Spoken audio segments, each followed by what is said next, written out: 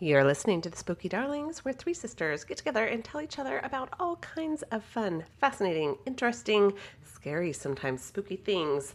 And today, Nettie is going to share something with us. But first of all, I'm Emily. I'm Nettie. I'm Haley. And Nettie hasn't told us anything about what it is that she is going to regale us with today. So, do you want to take it away, Nettie? I do. I've kind of liked this thing of us not telling each other and letting it be a surprise. Although the problem is that then I feel free to constantly change what my case is, which this week I probably started at least like a page and a half of 5 different drafts of different topics, and then I'd change my mind. But I'm really glad I settled on this one. All right. I'm going to start by telling you a story. Armand Marcotte was a hairstylist who owned and taught at 3 hair schools in the Fontana, California area. In addition, he owned an Arabian horse ranch where he trained and bred Arabian horses. But he had just made the decision to sell his hair schools because, along with all of these job titles, Armand had another one. And this one meant the most to him. In fact, he felt like it was his life's purpose, and he decided he wanted to give it his full attention. But before I tell you what that job is, I'm going to read to you little pieces of a document released by the CIA on August 7th of the year 2000. What? This document is called Use of Psychics in Law Enforcement. And it begins, during the past year, I'm going to do it in my best CIA voice. During the past year, numerous articles have appeared in national and local newspapers and magazines describing the use of psychics in police investigations. Even though they are being consulted by federal, state, and local law enforcement agencies, psychics are not commonly used in investigations. The media articles and lack of exposure by most investigators to psychics leads to 2 interesting questions. Have psychics successfully aided investigators in cases? What should an investigator expect if he chooses to involve a psychic in a case? Telephone contact was made with officers at 11 police agencies, which had reportedly used psychics with some success. All but one of the agencies contacted had been mentioned in newspaper accounts. The newspaper articles referenced cases throughout the United States and concentrated on the work of 4 psychics. And then it goes on to say that 2 officers reported that accurate information was provided by the psychic, but it was too general to be of assistance in the case. One officer said that he had little success and would not use a psychic again. So then, and this is an official CIA document, it says, if an investigator is considering the use of a psychic, how would he select one? How do they work? What do they charge? Answers to these questions comprise the remainder of the article. Wow. Then it goes on to say how to find a psychic you trust. And basically it says reputation, working conditions.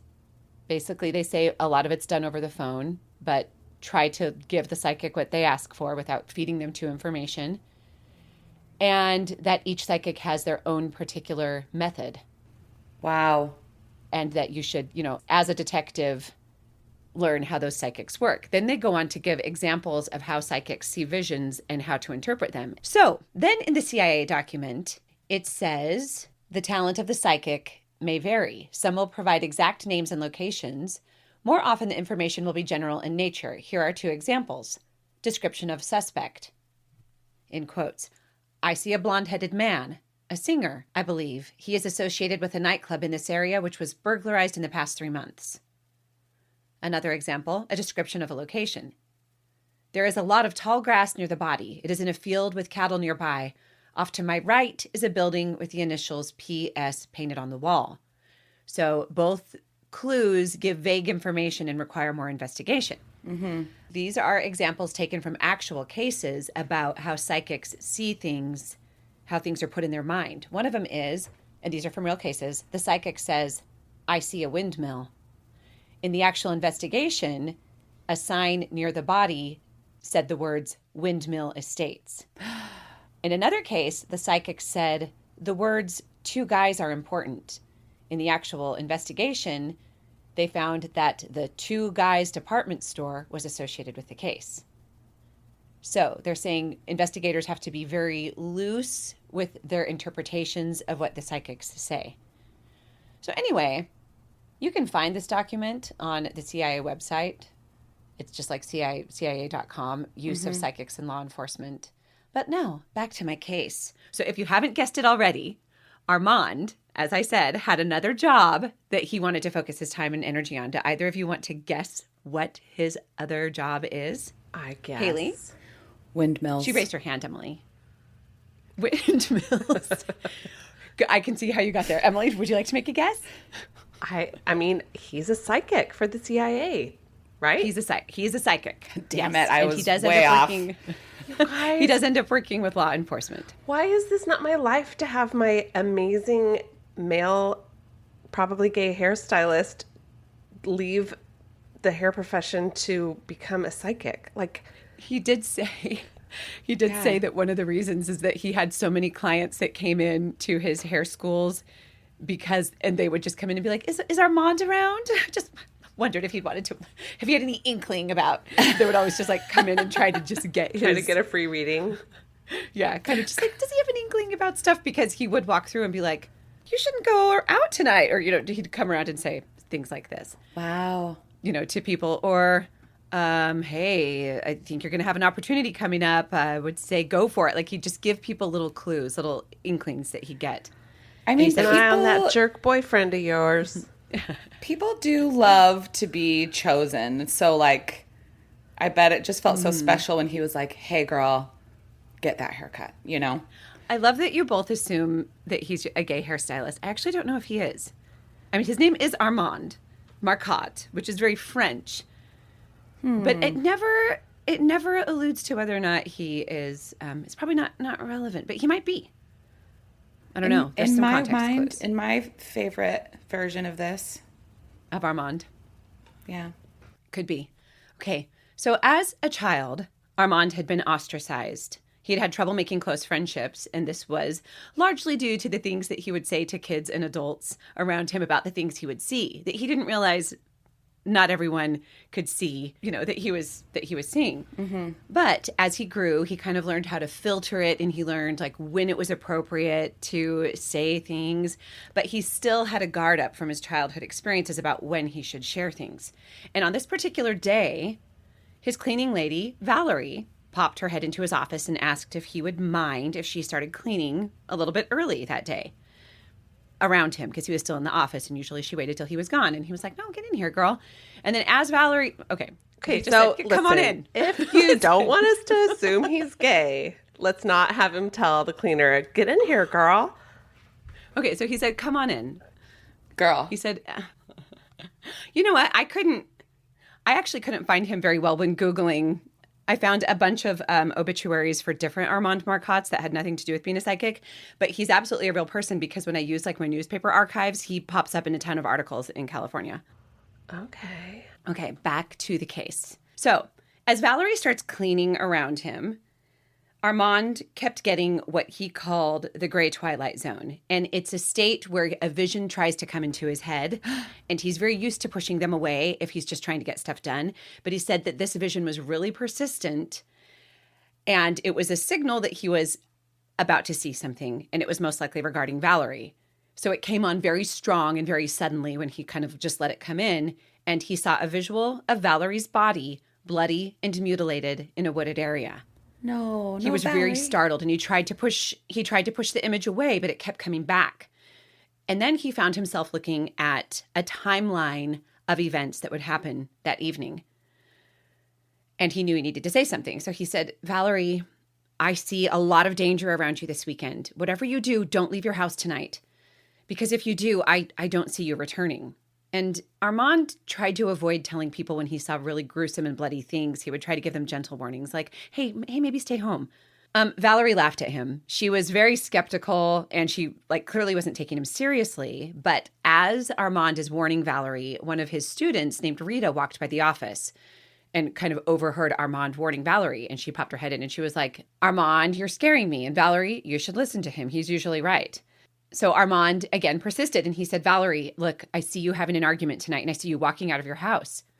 Stay home tonight, even if you don't want to, because I see you climbing into someone's car and not getting back, and they'll arrest your husband. So Armand said this, and he just let the words spill out as the vision came because he would see things kind of in flashes. But Valerie just was not hearing it. And he kind of put a stop to it and was like, okay, I'm like clearly intruding on her space. She doesn't want to hear it. But what he was seeing was that she would have an argument with her husband. And then she would angrily leave the house on foot and walk a couple blocks away to a payphone where she would call a girlfriend. She wanted to have fun. She wanted to party. She was very proud of herself because she had accomplished a lot that day. She had called her mom and mended like an argument that she had had with her mom. And she had finalized her cleaning business. And so she had like kind of been cleaning for small groups, but she had finalized like a major business where she had like business cards and everything. So she was really proud of herself and wanted to celebrate. And Armand could see this. But something caused a fight. She walked a couple blocks away, went to a payphone, called her girlfriend, arranged for her girlfriend to come pick her up, and they were going to go out and drink and dance. The girlfriend, though, was late. And so while Valerie waited, a group of 3 young men pulled up in a car. And Valerie recognized one of them, but this kid that she recognized actually got up and sort of stumbled away from the car. And Valerie was like, gosh, it looks like he's been drinking and like on drugs. And then she started to feel really nervous that her husband was going to, and his name was Carlos, was going to come and find her and like bring her back home. And she's like, I don't want him to come and find me. I'm mad at him and I want to go out and have fun. So then the boys were like, hey, what are you doing? Come with us. So she ended up getting in the car with these boys. And this is all in Armand's vision. And then the next thing he saw was her mutilated body in a copse of trees. Oh, gosh. So he's seeing all of this, but he's already tried to warn her and she's pushed him away. And so she was like, hey, Armand, can I show you something? And then she pulls out a little package. And in the package was the business cards that said Valerie Montez cleaning services and her phone number. So this is something he had seen in his vision, that she had the business cards and then she's showing him the business cards. So he decides to warn her again, Valerie, please listen to me. Please stay home tonight. But she went on her way, really just like with a laugh and just like, Armand, I'm going to be fine. Quit worrying. So this was Friday, close of the business. Sunday morning, Armand received a phone call from Rita. She was choked up and she said, Armand, do you remember what you were warning Valerie about Friday evening? Well, take a look at the Sunday paper because it happened. And then Armand just said, read me the article. And Rita read the article over the phone and it described the crime scene exactly like he had seen. The victim was Valerie and her butchered body had been found in a grove of trees in a park.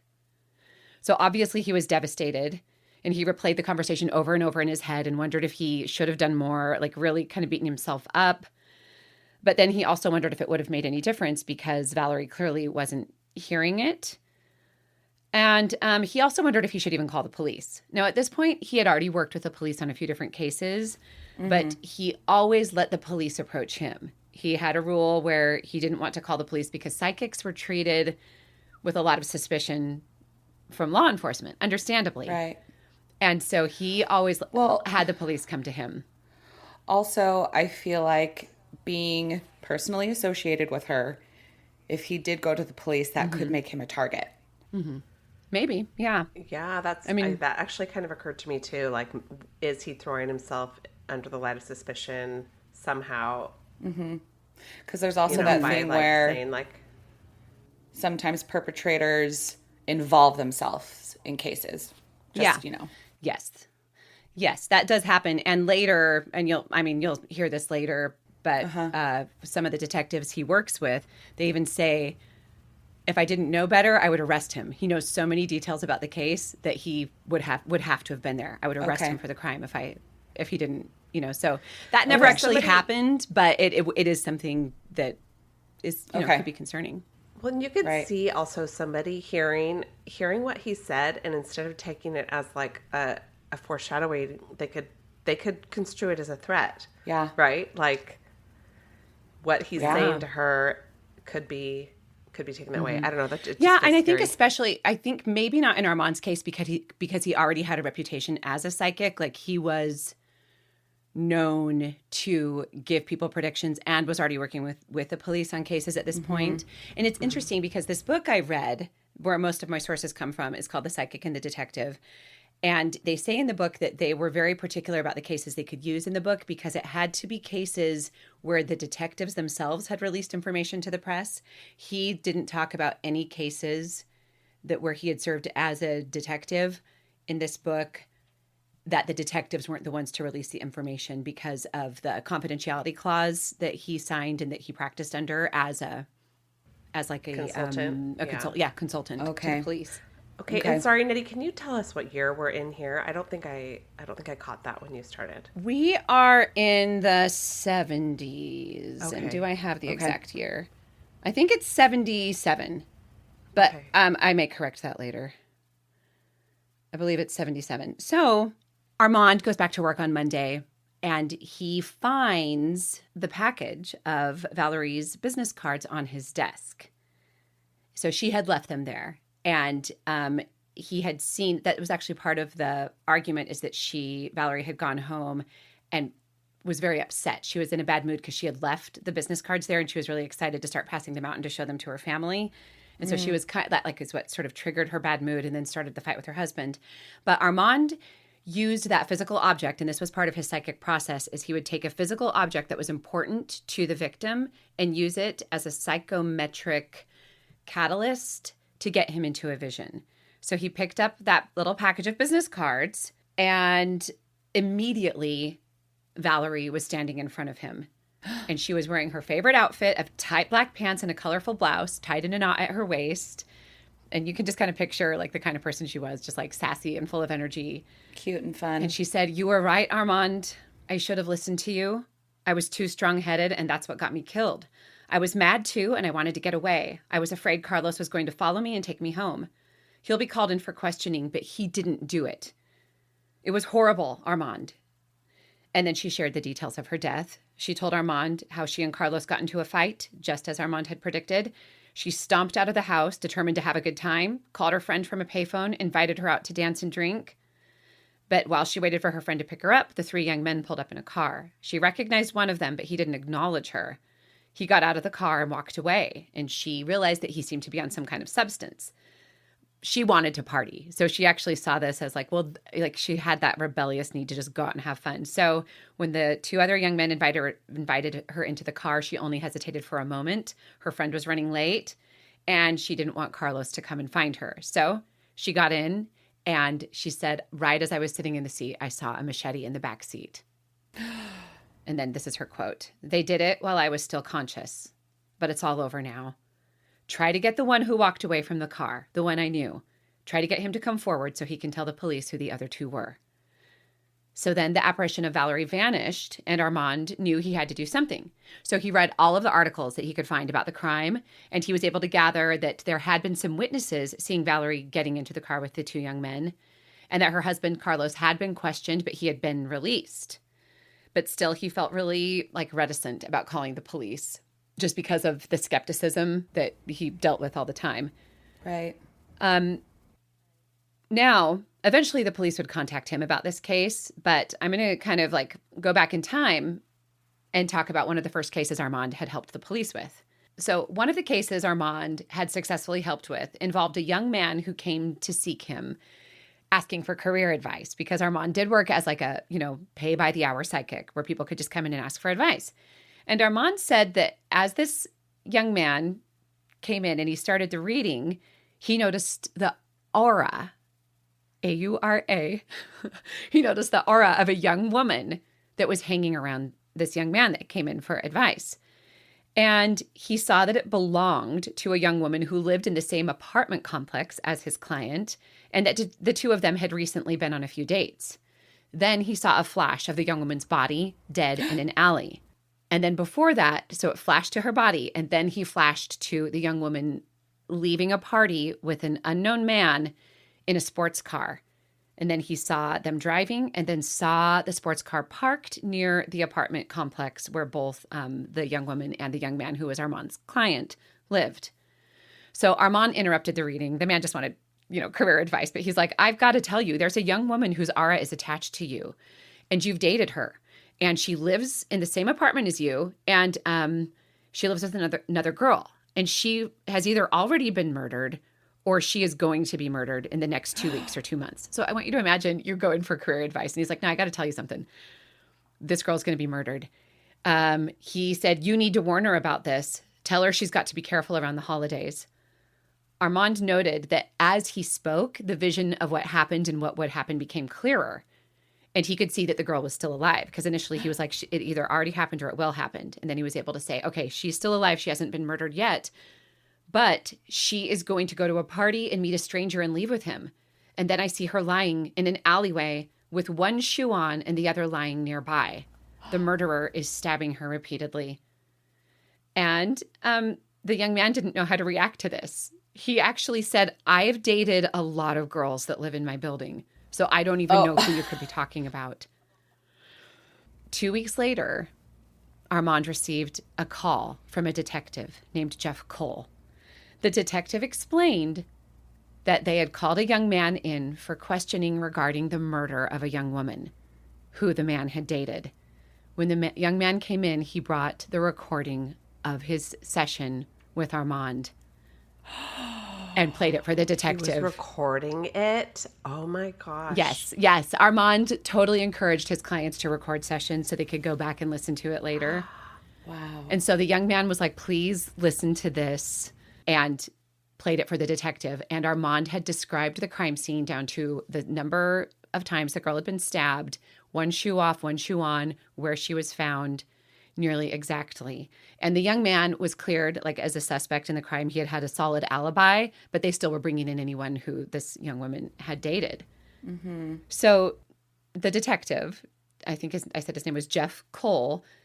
He was really hesitant because he was skeptical, but he asked Armand, do you have any other information? And Armand said, if you bring me a physical object that belonged to the victim and her name, and everything in this book, they say were pseudonyms. Is that what we say? Fake names? Oh, okay. Okay, yeah. Do you think Armand's name is a pseudonym? No, Armand's name is real. Armand Marcotte is real, and you can find him in newspaper articles. Okay. Oh, that's right. You said that. But the names of the victims were changed. Okay. Because I tried to look up, I was Googling the whole time. And then it's like halfway through the book is when they say that the names of the victims were changed. But every time they talk about a case, I was Googling every detail, trying to find out like the details of the murder or of the crime, and nothing would come up. And so I was like, why is none of this in here? Is this even true? And then it said that they had changed the names of the victims. This could have been good information earlier. Yeah, like, come on, give us it. But Patricia McCoy is the name they use in the book. So he asked the detective to bring something of Patricia's so he could use it as a psychometric object to tap into her energy. So Detective Cole came and he brought a photo of Patricia. And he was like, kind of like, hey, we've got to keep this on the DL, and I need to know how much you're going to charge because I'm doing this without approval of any of my superiors. Like, Detective Cole basically came in because this young man had brought the recording. And so this was Armand's first case of the police. And so Armand was like, I'm going to do this for free, and I won't tell anyone anything about it. I'm not doing this for attention, but I've always felt like this is my calling, like, is to help people with my abilities. So he grabs the picture, and he was able to look at the events surrounding Patricia's murder. Her spirit didn't come as quickly as Valerie's, and Armand deduced that it was because Valerie was very familiar to him, and so her spirit trusted Armand immediately, where Patricia had to kind of be coaxed to come in. So before he saw Patricia, he was able to see the timeline of events. And again, he had already seen them. There was the party, the sports car, Patricia leaving with the strange man. So Armand suggested that the detectives interview guests who had been at the party, hoping that someone would remember who this man had been. And the detective once again was impressed by even more details that Armand was able to describe about the crime scene that weren't released to the public and no one would have known. And the detective actually said to his fellow detectives when he went back, like, if I didn't know any better, I would have arrested him for the crime. He knew so many details that I would have thought he was the suspect. Like, probably if not for that recording. Yeah. Can you imagine also being that detective and like probably feeling like you're going to be a laughing stock if you took this seriously? You know, like, can you imagine like what a weird situation that would be to be like, how can this guy know this? Mm-hmm. None of this makes sense. Right. Like, is it a prank? Like, you'd almost wonder if it's a prank. You'd be like, hey, I'm only showing you this. Listen to this recording. Am I crazy? You know what I mean? And then someone would be like, no, that's nuts. But also, I want to try this detective too. Maybe he has something for this case, which is actually what happened. As Detective Cole started kind of letting other people know, other detectives would reach out and use his services. Wow.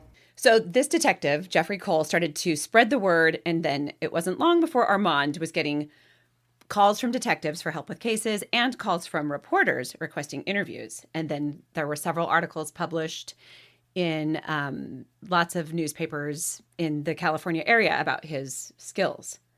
One article in The Sun reported a vision he had had of the murder of Valerie Montez. That was his cleaning lady. He told the reporter about warning Valerie right before her death and was quoted as saying that a witness had seen the crime and that he wanted that witness to come forward and ask for police protection because he was afraid. He also said the witness was a young Latino man, that the murder was gang-related, and that he believed the killers would eventually be arrested. So that was like released to the public, and by the time detectives sort of circled back on that case, most of their leads had dried up, and Armand was like, you've got to find this young man, but the police couldn't find him. And as of the publishing of this book, which I think was in 1983, they had not located the young man. Oh, gosh. And Valerie had stopped appearing to him at this point. She had appeared to him a couple of times, like very insistent that Armand helped solve the case, but then her husband was acquitted. And she had stopped demanding justice, and Armand felt that her death had been perhaps a type of karmic debt from a previous life. And this is a huge thing in Armand's personal belief system, and I don't think that this is necessarily true for all psychics, but he believes in multiple lives, and he believes that many of the things we experience are a karmic debt from a previous life. And so he said that that part of the reason why he felt like Valerie wouldn't even listen to him about, his warnings was that it was like just a chain of events that had to happen because of karma, because of something from a previous life. I would like to have a conversation with my previous lives then. She had like that morning, I don't know if you remember, I said that she had called her mom and like apologized to her mom about something, and she had like a really good day where she had healed a bunch of rifts and like closed a lot of just loose ends in her life before getting into the fight with her husband, which, then again leaves like another karmic hole that she like stepped out. But this is not my beliefs or the beliefs of the Spooky Darlings necessarily, but was part of Armand's belief system. Right. So he said that he felt the reason why Valerie stopped pestering him for a resolution was that she had paid that karmic debt and then moved on to a higher astral plane or a higher plane of existence. And so Armand had, as you know, like an Arabian horse ranch, and he would hire young ranch hands, a lot of people that were like transients who just like needed a place for a little while. And there was a young man who had showed up at his ranch as a teenager who needed work.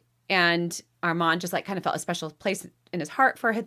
I think he was like 17 at the time, 16 or 17. He had left his family in Connecticut, had come to California looking for work, and Armand hired him on. And he said that he felt always an anxiety in the corner of his mind about this young man. And I don't think this is his real name, but in the book they refer to him as Raymond Llewellyn, which if you Google that, it is also a famous actor who is not the same person, a famous like Scottish or Irish actor. Not the same person. But Raymond always gave, like Armand said that they had a very father-son type relationship, but Raymond always gave Armand like a worry in the back of his mind where he felt like Raymond's not going to be here forever. Either like I don't know just quite how a bit to of a explain premonition Yeah, of like, something bad coming to him, maybe. Yeah. Just a general uneasiness that he couldn't push down. And so hold on to that thought for later. So there's a detective named, his last name was Costas, and I don't remember his first name. Detective. His name was Detective Costas. And Detective Costas saw all these articles about Armand, and his curiosity was piqued. So he decided, like, he was a skeptical man, but like as a test, he decided to take one of his cold cases that he'd been working on that had like dried up all of his leads and just sort of bring it to Armand to see what happened. He called him, made an appointment, and, said, what can I bring? And Armand was like, don't tell me anything about it other than it was a double homicide. He's like, I want to know the birth dates when you get here. Like, don't even tell me now. Like, when you get here, I want to know the birth dates and death dates of the victims. And then if you have a physical object, something they were wearing or something that was important to them, but like something they were wearing at the time of death, that would be really helpful. Preferably something that hasn't been handled by a lot of like other detectives or crime scene operatives. So Costas showed up at Armand's and he brought a watch and a ring. Each were worn by the victims during the double homicide. He also told him then, like right before the session, the birth and death date. And I want to point out, he did not have this information before. And this was in the 70s, like 79 at this point, where there wasn't Google. So Armand couldn't have like snuck into the back room and Googled it real quick. And how cold was this case? Like how a year and a half. Okay, a year and a half. So Okay. not super old, but all the leads had dried up. So Armand started by picking up the watch that had been worn by the female victim, and it wasn't running. And detectives had determined that the watch had stopped running about the time of death. So something happened to the watch like while the woman was being murdered. And he said to Costas, if I tell you the truth about what happened to these people, this watch will start to run again. And then he put the watch down and he picked up the ring. The ring had been worn by the male victim. So the watch was worn by the female victim and the ring was worn by the male victim. And he thought of the death date, which was April 17th, 1979. And he like let his mind sort of relax and go into the events of that evening. And he found himself sitting in a living room where a middle-aged man sat and stared at him with an olive complexion and hazel eyes. And the man said to him, I know what you want to do, but I don't work with pigs. I hate their guts. So this is what the apparition said to him. So Armand relayed this back to Costas, who chuckled because Costas knew that the victim had been a felon, had spent time in prison, and did not have a positive relationship with police. But Costas didn't tell this to Armand until after the session. So then Armand put down the ring. He's like, okay, so this spirit's not helpful. Let's start with the woman. So he picked the watch back up, and suddenly in front of him was a nice-looking middle-aged Latina woman, and she spoke to him telepathically. And she says, the situation has gone on too long. It's been a big source of grief to my children, and I want the murderer caught. So Armand began to get a clear picture of the room where the crime had taken place. It looked like some type of office that was attached to living quarters, and he could smell paint and sensed that renovations were happening. And as he watched the events unfold, he realized that these two people, the man and woman who are victims, had been married for a long time, but they had been living apart. And this evening he was watching, they had just recently decided to get back together and try their relationship again. So they were talking together that evening and they were like getting along. Everything was agreeable. And then a car pulled up outside. And the man, the male victim, whose name is Joseph, we find out, so I'll now refer to him as Joseph, he went outside to meet the man that just pulled up. And they come into the office and they sit down on a couch. And Armand can't hear what they're saying. He can just tell that they're talking. And then he watches and sees that they reach some kind of agreement. They handshake. And then Joseph leads the visitor down a hallway. And then suddenly they're out through this door where there's an L-shaped, like sort of building area where it's very, very dark, but you can see that there's rooms. And Armand can't quite tell what it is, but we find out later it's basically hotel rooms or like motel rooms. It's like you're going outside to a space. He said it was really, really dark. And the visitor points out two of the rooms, room number 7 and room number 11. Then the man leaves and there's a lapse of time. And then the visitor returns, this time with a young woman.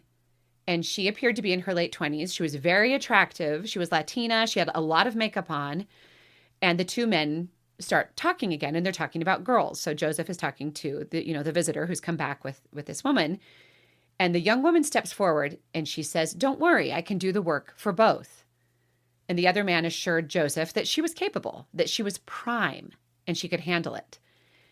And Armand watched all of this like with a complete air of innocence. Like he said later that he thought that perhaps the girl was a cleaner and was there to come and clean rooms. Because like when he was in these psychic states, there was almost like just like a lack of vulgarity. And so the two men agreed that this young woman could do both jobs. And then the visiting man left and pointed out rooms number 7 and 11 to the young woman before he left. Then Armand watches as the young woman approaches room number 7, knocks on the door. The door opens and there's a bright television behind, like in the room, like when the door opens and the light comes out, and there's a couple. There's a man and then like a younger woman, and they invite the young woman inside. Then the door closes and Armand does not psychically follow the girl into the room. And I think it's because he's channeling what the woman sees, right? The woman victim. And then time lapse, about 2 hours go by, and the girl comes out of the room. And then she walks down the hall or down the, breezeway to room 11, knocks. Again, highlighted, with the light from the room are the silhouettes of 2 young men who appear to be in uniform. They welcome her in. She shuts the door, and time lapse. And about 2 hours go by, and the girl comes out of room 11 around 2:30 in the morning. She comes down into the living room and finds Joseph. And, he offers her a piece of fruit. And Armand, talked about fruit. He's kept saying there's 2 pieces of fruit. And I don't know if he identified what type of fruit. He offers the young woman a piece of fruit and gave her some money. And she said, "You owe me twice this amount. I did the work for 2. I did 2 jobs and you were only paying me for 1. I want to be paid for both jobs." And Armand said he watched really worried. And he was telling Costas, the detective, he's like, they're arguing. Joseph is saying he's not going to pay her double. And Armand still didn't seem to understand the type of work that the girl was doing. In his mind, he was like, she cleaned 2 rooms. She should be paid for cleaning both rooms.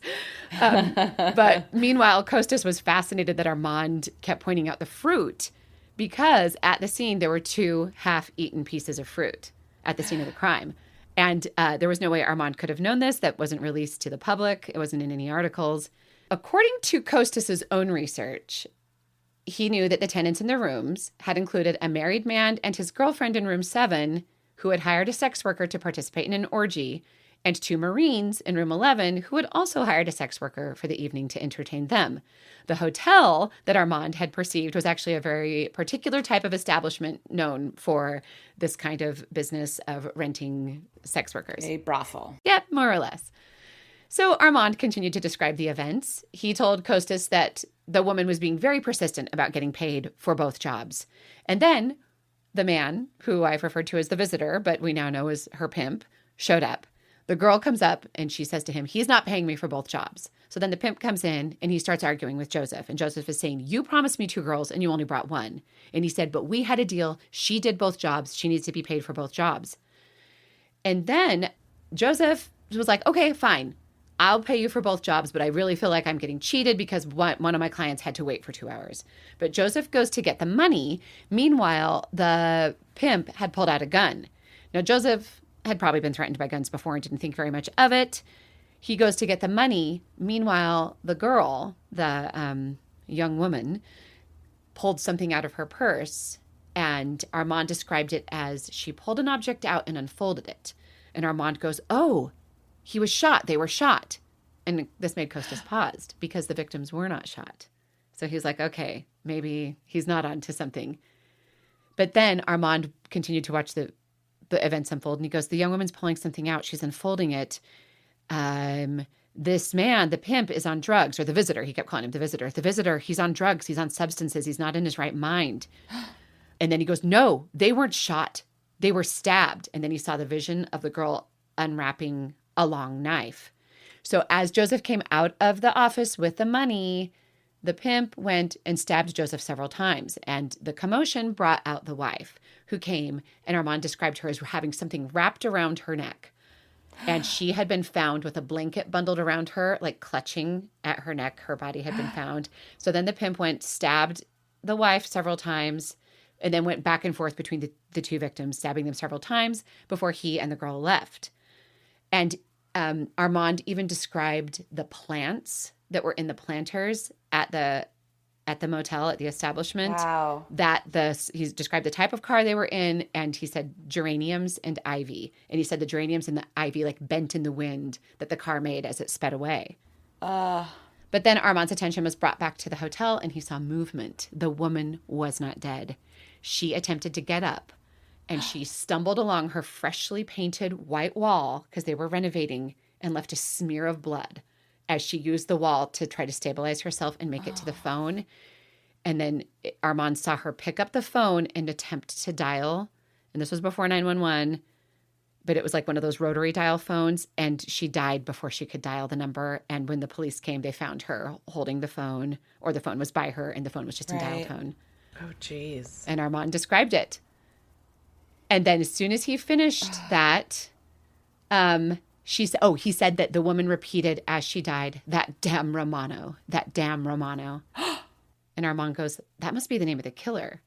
And then a new image entered his mind, and he saw Costas, the detective, sitting across from a man. And then he looked at Costas and he said, you've already interviewed the killer. You let him go because he told you he had an alibi, but he lied to you. He told you he hadn't seen the victim for a long time, but you can check with the victim's son. He had seen him recently. And then Armand looked at the watch and he heard a little sound and the watch was ticking. And he said, look, the watch is running now. I told you it would if I told you the truth. Wow. Oh my gosh. And so Costas was able to determine that Romano had lied to him. And Romano's alibi was that he had spent the evening with a young woman. The young woman Which was young woman? the sex worker. And she fled, they think, to Mexico.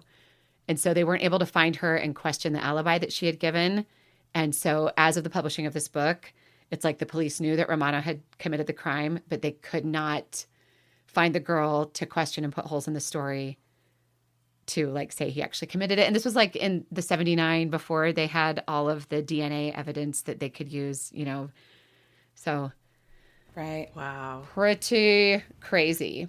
I'm impressed with Armand for so many reasons, including his ability to name what type of plant he's seeing in his vision. I'd be like, Yeah. Geraniums. Well, some green leaves. clue number 4. Green leaves and some flowering parts. Yes.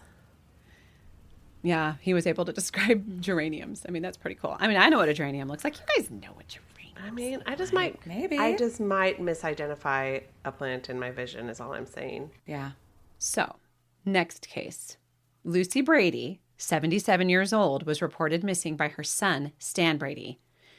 And it was not like Lucy to go anywhere without telling Stan. She didn't really have friends. She was kind of like a sad lady, very despondent is how Stan described her, and depressed, and basically like she called him every day. He was mostly her social life. She kept to herself, and she spent most of her time alone. So when Stan couldn't get in touch with her and she hadn't called him in a while, he called the police. And the police were able to determine a few things. She had last been seen at a SNAP meal, which stands for like Senior Nutritional something. It's like a program that helps senior citizens make sure they're getting like their nutritional needs met. SNAP benefits. Yeah. So she had gone to a SNAP meal on October 17th, but it was now November 10th. And that was the last time anyone had seen her. Her Visa bill, the police found, had shown that she had purchased gasoline, and it had this receipt had her signature and her license plate number, which I thought was interesting, but you used to have to write your license plate on your gasoline bills. And this was in La Habra, California, and she had no reason to be there. Lucy was expected to go to her other son's house for Thanksgiving, and he lived in Texas. And that brother had not heard from her either. So the police investigated, and it kind of started to dry up. They couldn't find anything. And Stan recalled that he had read an article in the newspaper about a local psychic group called PsyCom that had helped with police investigations. Now, this group was comprised of 5 different psychics, but they all had like professional degrees of some sort, like degrees in psychology, degrees in things that made them like official of some sort. So they were able to form this group called PsyCom, and they would get together, all 5 of them, and they would independently analyze a crime and then compare notes. So basically, like the police would give them an object or give them some information, and then they would each write down their perceptions and then see what would match up. So it was like sort of a meeting of the psychic minds. So Stan brought his mother's case to this group, and they perceived, like individually, and they asked him to bring an object that was important to her that she used a lot, and he brought a thimble because she loved to sew, and she would spend a lot of her time sewing. So they passed around the thimble, and they each perceived, these are the things they all perceived. they perceived that she was elderly or in her 70s, and that she was petite with short gray hair, and that she had hazel eyes. She had been married twice and had 2 children. And all of this checked out. All of this was like, yeah, that's true about my mom. But then as they described the crime, those were the things that could not, like Stan couldn't substantiate whether or not it was true. But all of the psychics said, we see that she's unhappy and we see that she's confused. It looks like she's decided to take a trip to get away from her problems. 2 of the psychics saw her in a hospital or a care facility, confused and unable to call for help. 2 of the other psychics saw her traveling east as far as Colorado. All of the psychics sensed that she was living and that she would return home. And a few of them picked up on individual details that turned out to be correct, like she loved to look out a window. She had a pink and white shawl that she wrapped around her, and that she hummed. Like one of the psychics said that she kept seeing her hum to herself. So Stan brought all this back to the detectives, and the lead detective on the case was named Detective Thomas, and he was friends with Detective Costas. And so Thomas had heard Detective Costas being like, you guys have got to try this guy Armand. So Thomas took all of the information he had and he called up Armand and was like, can you help me with this? We've had this other group of psychics work on it and they've come up with stuff. And Armand was like, I don't want you to tell me anything else about it. Bring me a physical object that was important to the woman. And then I just need her birth date and the date of her disappearance. And I don't want to know anything else. So Detective Thomas brought all of this. And he went into the crime scene and he got a jewelry box that had been found there. And he was like, okay, old ladies love their jewelry. I'll bring this in. This has got to be special. So Armand opened up the jewelry box and selected, he tried to kind of, feel what item would have the biggest connection to her. And he chose a pair of pink earrings. So he sat there holding the pink earrings. And then he sensed, and he knew nothing about this woman, like the age of her or anything. He hadn't been told anything, but he sensed that she was in her late 60s or early 70s. He said she was attractive and she was happy. So this was different than what the other psychics had picked up. And that she was intending to go visit her sister and then meet up with her boyfriend and get married.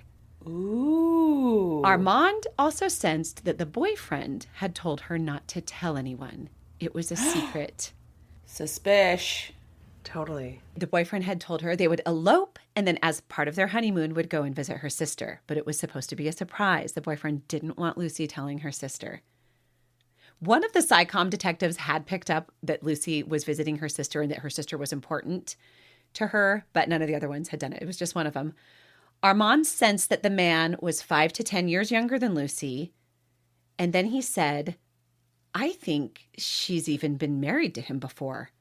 This will be the second time around for them, second time they've been married. He then saw that Lucy was getting ready for the trip, but the boyfriend never showed up to pick her up. Instead, he had sent a young couple, and the young couple arrived early. And so Lucy packed in a hurry. Oh, and I don't think I said this earlier. One of the things that was alarming to Stan was he said, my mother has never left her house dirty, has never left a dish undone.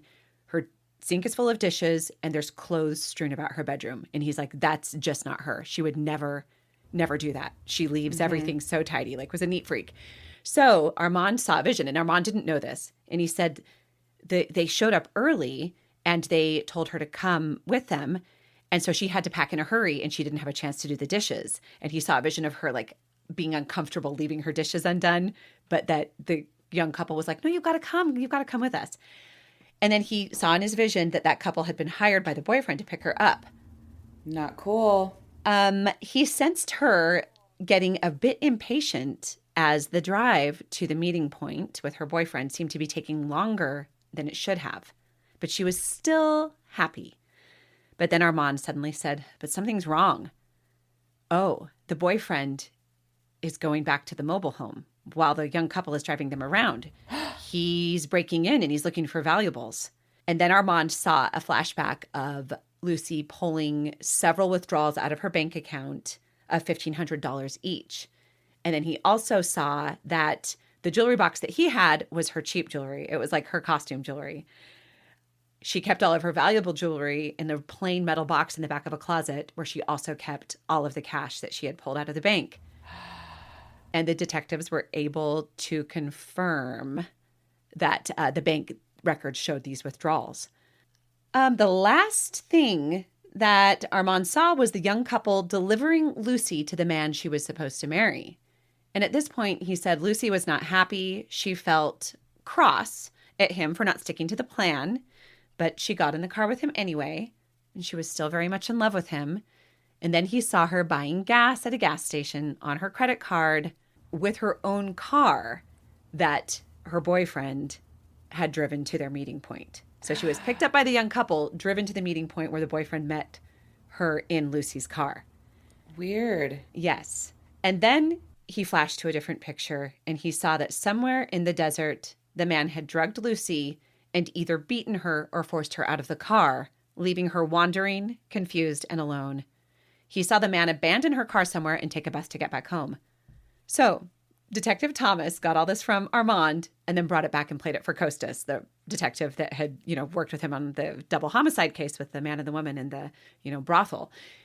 And Costas was like, I told you this guy was the real deal. And so then they played it for Stan, and Stan was able to confirm all of the details about who his mother had been married to, that she had been married twice, and that her second husband was 10 to 15 years younger than his mother, or was, I think, like 8 years or so younger.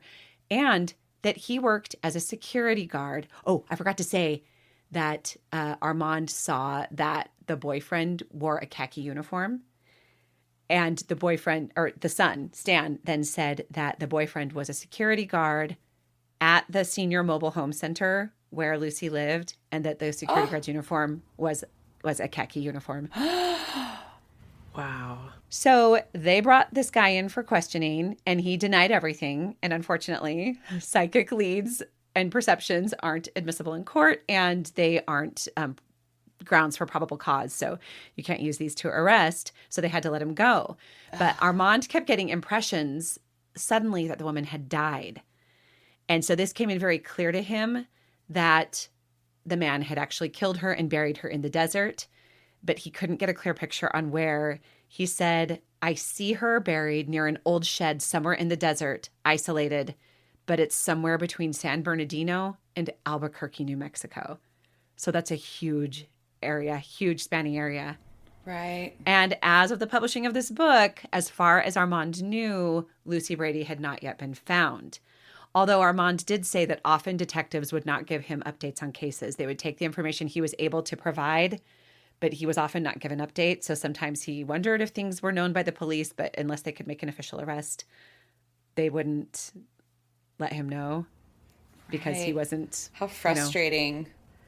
Do you think that other group of psychics was like, well, we could have done a lot more with her sassy pink fake earrings than if they gave us a thimble? I mean, like, you give somebody a thimble and you're like, tell me about the person who owns this thimble. Of course, they're going to be like, gray hair, shawl, loves to look out the window. Well, so Armand actually addresses this in the book.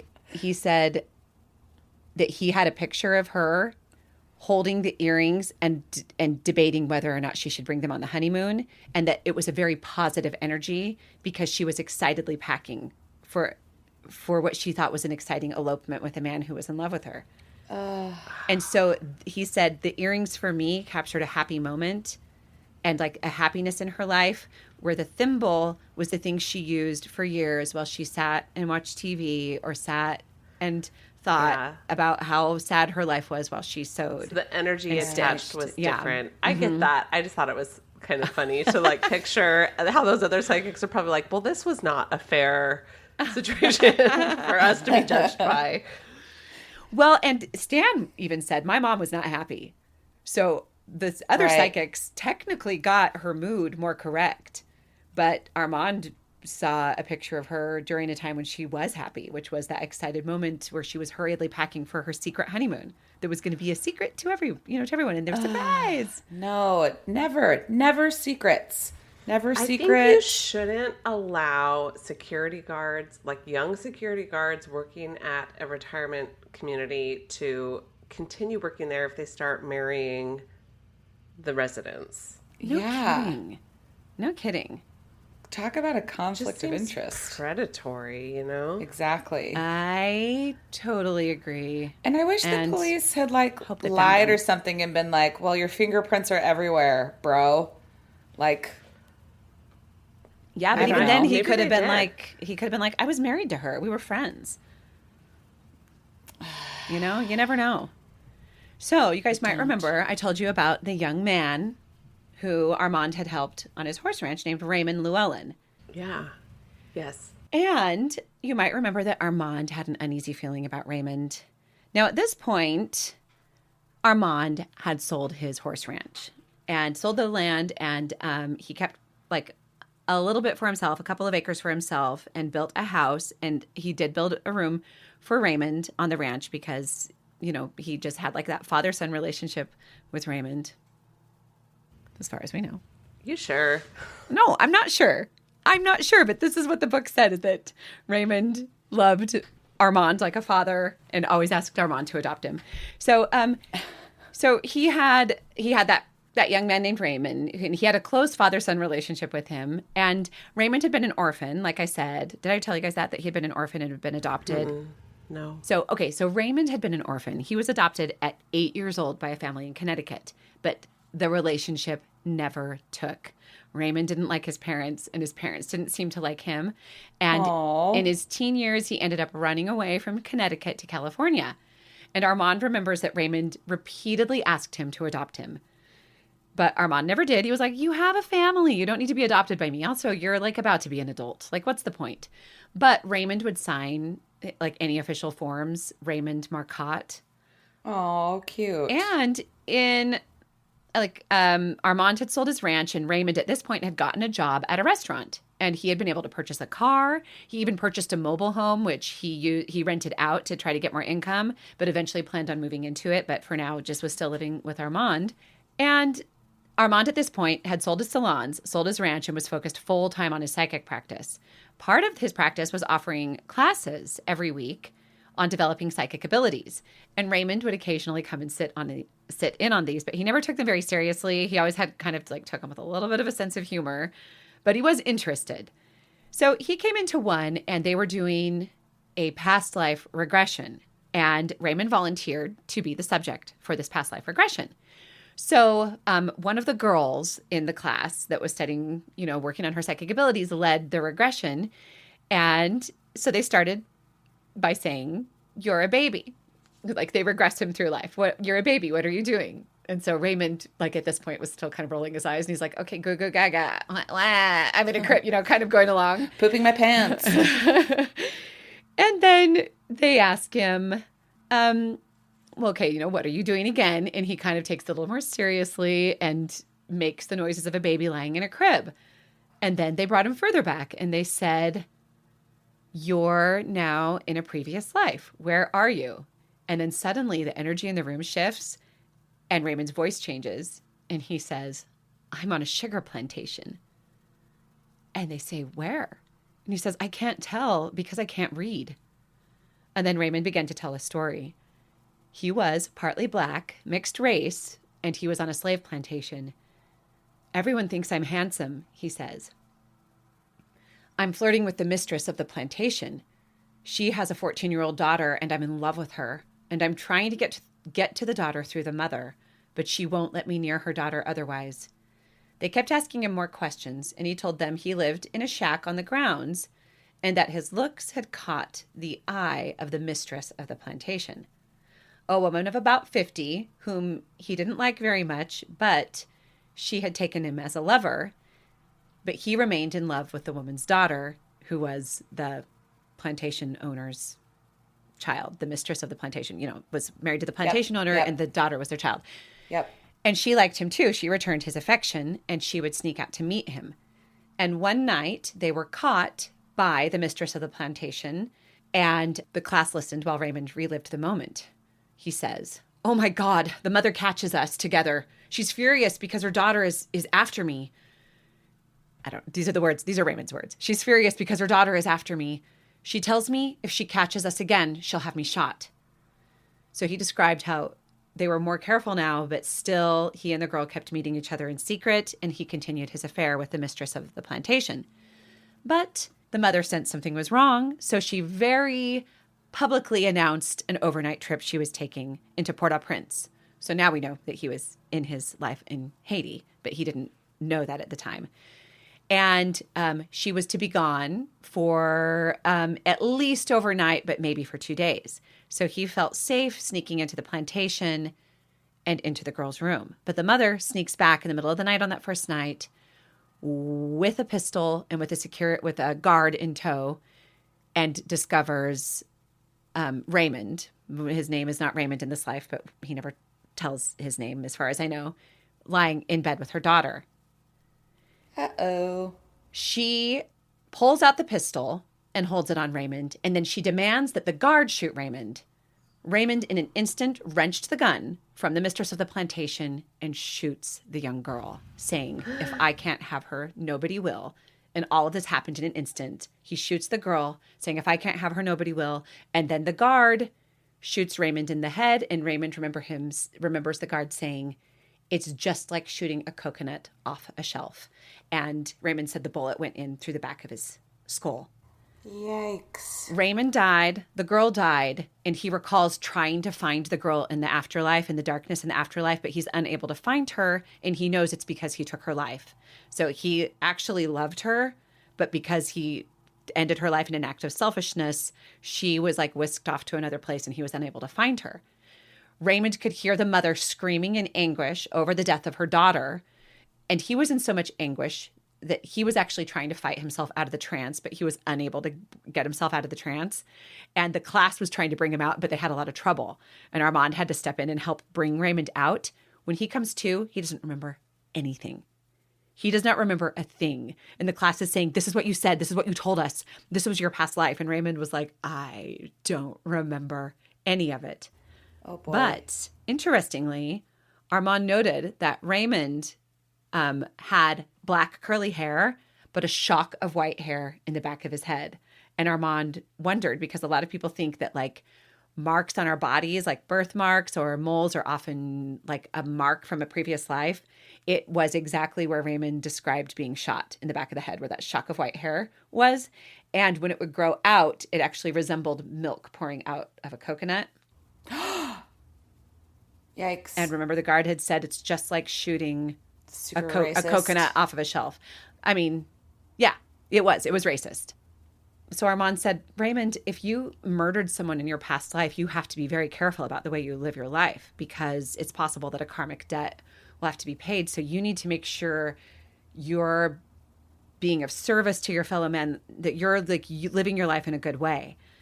And Raymond was like, "I'm pretty sure that if that actually happened, that me getting shot by the guard was me paying my karmic debt. If I murdered that girl, I was immediately murdered by the guard. So I think my karmic debt is paid." And that was how Raymond felt about it. And Armand was like, "Oh, I'm not so sure about that." And Armand just kept sensing that Raymond was in danger. And then a little bit later, Armand found out that Raymond had plans. He was going to the beach for the weekend with a friend that he worked with, and with a young woman that worked at the same restaurant. It was called Big Boy Barbecue. Ooh.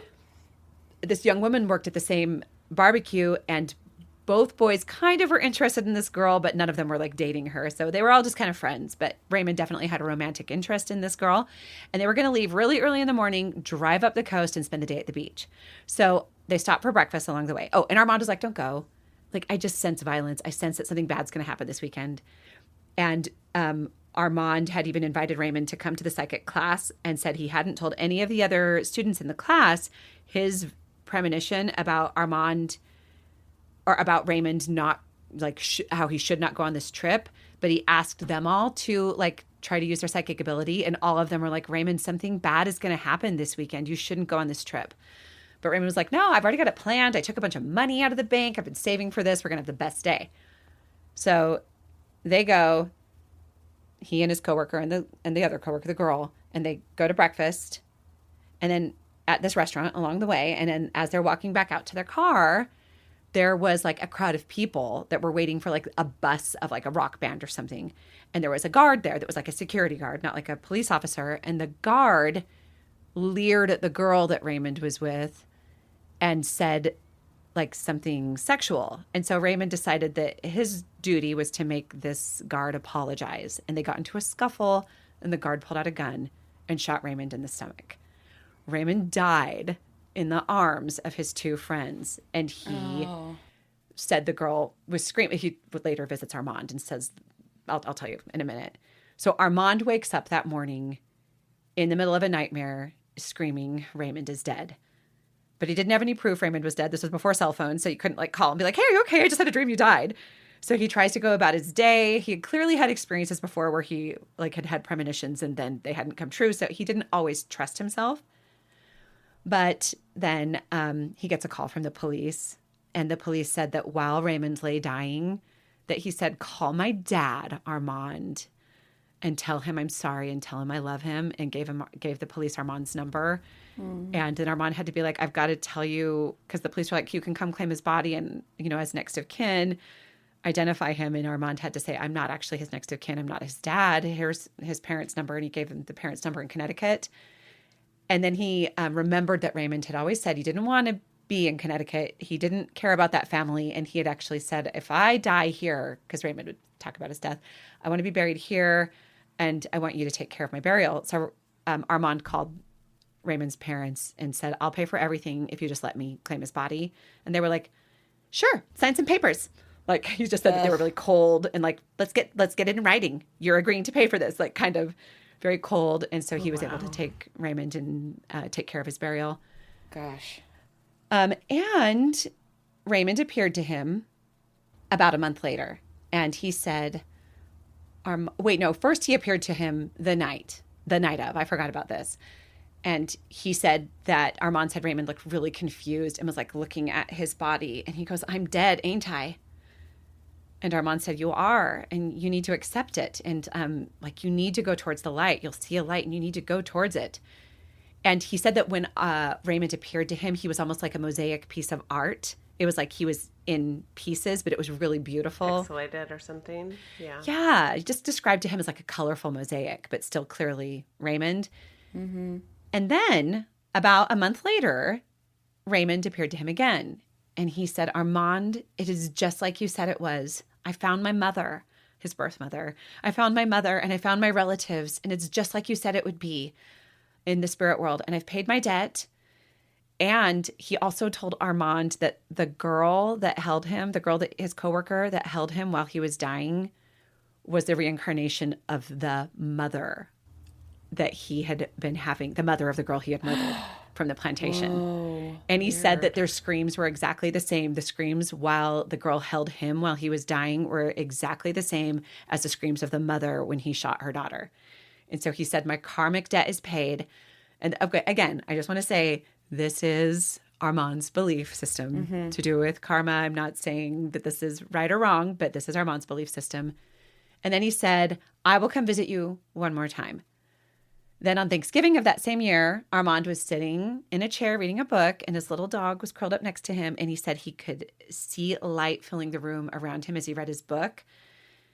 And he's visited so often by spirits that he sometimes ignores it. And he said that he sat there and he kept reading. And then he finally looked up and he saw Raymond in front of him again, like the colorful mosaic.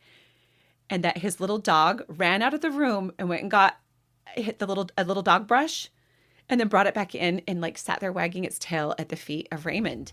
And he said that when Raymond would come home every day, the little dog would go get the brush and bring it to Raymond, and Raymond would brush the dog. And so Cute. Armand was like, I knew it was real. I knew what I was seeing was Raymond. Raymond didn't even say anything, but he just sat there smiling at him. And Armand got the impression that Raymond was there just to say thank you, and that he was happy and that he was doing well and that he was like moving on. And he also said, I'm learning so much. I'm preparing for my next incarnation, and I love electricity and technology, and these are the things I'm studying. And I can fix anything. These are like the psychic impressions he was giving Armand. He's like, I can fix anything. And I'm so excited to take these tools into my next incarnation. You know what this reminds me of a little bit, Nettie, is when you did the episode about automatic writing and that woman who connected with that spirit who was like This is what happens in the afterlife. Yeah, it's funny. They do have a lot of parallels because he said in that you would learn in between lives, you would learn skills that you would take into your next life. Yeah. I think I don't know. It's interesting to me. It's intriguing, and Do what you will with this information. Yeah. So the rest of the book I read basically is like a play-by-play of how to develop psychic skills, and I'm not going to go over them right now. But there was an article about Armand. Let me find it. Would have been so funny just now if you were like, but for $29.99, you can go to iPsychic.gov. So there was an article. Oh, I have to reload the page. Hold on one second. Oh, it's making me re-sign in. This is so dumb. I ought to sign in. Blast. I ought to have a subscription. So lame. Okay, so there was an article called "Do Extrasensory Tips Aid Police?" And this was Tuesday, July 16th, 1985 in the Orange County Register. And it's basically this giant article, and it talks about Armand in the article, and it's all of these experiences where police say that psychics have helped police.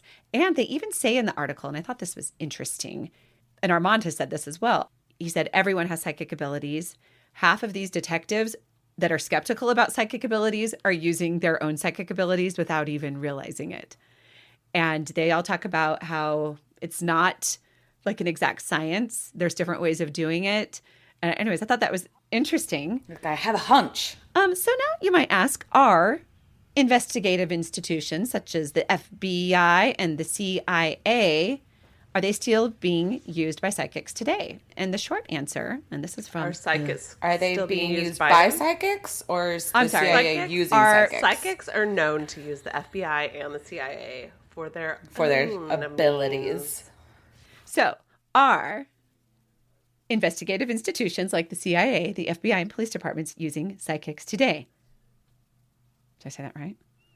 This time? Okay. Short answer, yes, but rarely and not formally. Law enforcement agencies, including the FBI, do engage with psychics, but always in an informal, or usually in an informal, experimental, or advisory ways. So historically, in the 70s and 80s, FBI agents and police departments sought help from psychics in high-profile missing person cases. But these were usually like private, ad hoc, undocumented work. And then from 72 to 79, the U.S. government funded remote viewing programs such as Project Stargate, which explored paranormal techniques for intelligence purposes. Mm-hmm. I was about to say, I hope that one day Haley does an episode on this, because I know Haley has done a lot of... I'm just going to say one thing. President Obama.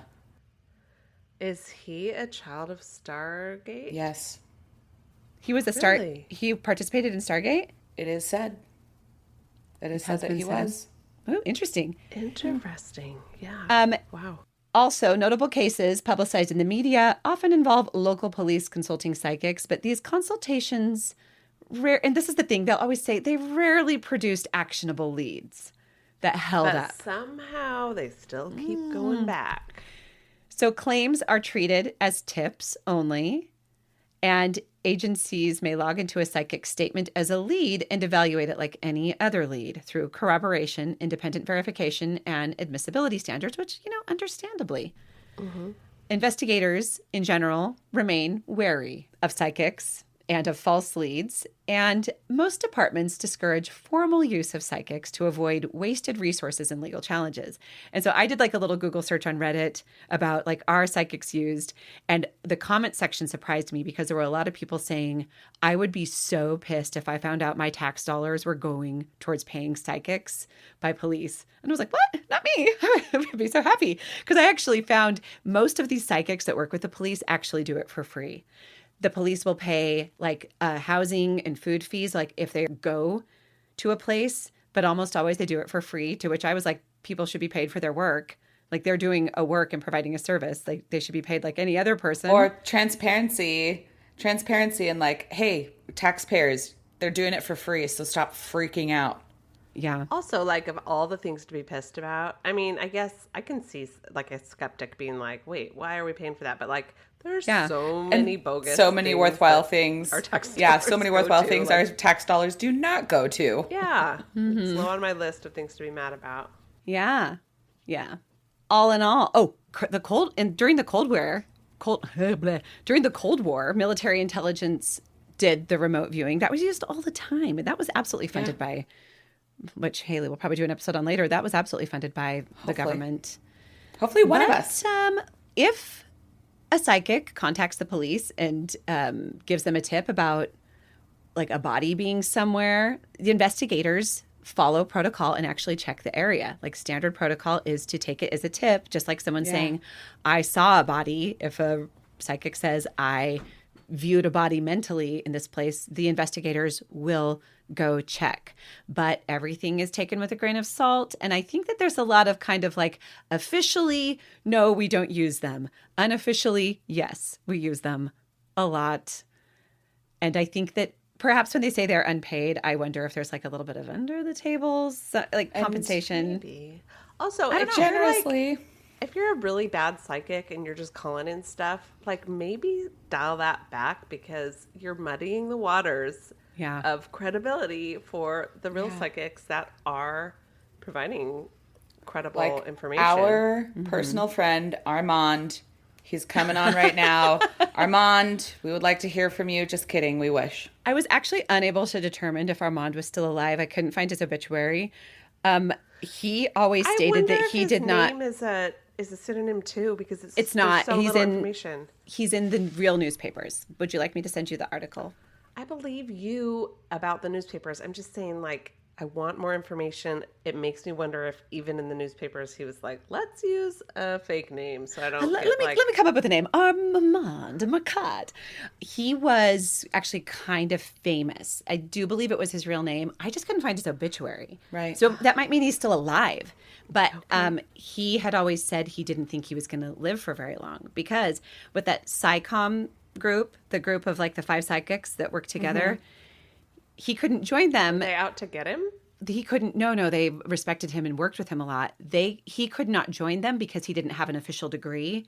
And so when he was 50 years old, he said that he considered going back to school, and because if he had a degree in psychology, or there's like several degrees, he could have joined the group. I was wondering then if he was they like- all had degrees in psychicery. Is that a joke? Yeah. Did you say sidekick or psychic? Psychicery. Psychicery. Psychic. They had degrees. I think there's like actually a list in the book of the degrees they had, but it was like one of them was a doctorate in psychology. 2 of them were professors at universities. Like they were actually like high up in the academic communities. But Armand couldn't join because to be part of the SciComm group, you actually had to have a degree and like an official. I think that's silly because he is officially like a hairstylist, which I mean, honestly, And Arabian like- horse trainer and breeder. as a hairstylist, it's a like hard job. Yeah. And like Well, I just it think is. it's silly how dismissed some like trades are. The reason I brought that up is he decided not to because this was in the 80s. He had always felt like he wasn't going to live for very long. So he said, I think I've got 10 more years max. I don't want to spend any part of that 10 years trying to work on a degree and taking classes that don't have anything to do with honing my psychic ability. So he's like, I'm happy teaching and I'm happy working independently. So he couldn't officially join SciComm because he didn't have the degree, but didn't want to spend his time like having to take like geology or geometry. Well, or my any of the message for geos. SciComm is relax. Yeah, right, you guys. But they did work hand in hand with Armand. Like they had like a very mutual respectful relationship and would like bounce ideas off each other. He just couldn't relax. officially on Relax paper. your membership. I think it was police because SciComm was actually through the police. I think it was the police that had that standard. Well, I don't know why they're not listening to me. So I wish they would.